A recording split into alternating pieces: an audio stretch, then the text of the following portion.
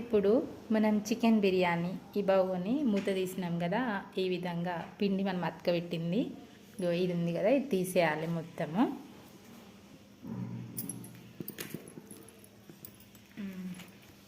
చూస్తుంటే అయితే మనకు నోరు ఊరుతుంది చికెన్ బిర్యానీ చూస్తుంటే.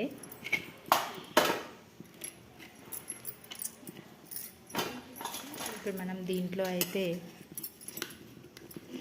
చూద్దాము. ఇది మనం మిక్స్ చేసుకోవాలి. అంటే అడుగుకు మనం చికెన్ వేసుకుంటాం కదా, ఇట్లా ఇది తీసుకొని అంతా మిక్సర్ చేసుకోవాలి.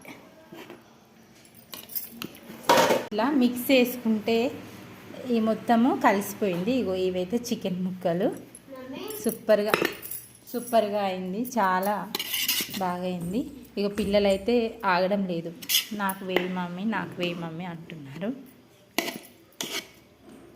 చూడండి మీకు ఎలా అనిపిస్తుంది మనం చేసిన చికెన్ బిర్యానీ, మీకు నచ్చిందా? చూస్తుంటే అయితే ఇందులో ఇంకోటి ఏంటంటే ఫుడ్ కలర్ మేము వేయలేదు, ఎందుకంటే ఫుడ్ కలర్ ఎందుకనా అది వేయకపోయినా అది కలర్ అనిపిస్తుంది, కానీ దానివల్ల మనకి అంత కలర్ ఒకటి అనిపిస్తే తినొద్దు అనేసి మేము వేయలేము.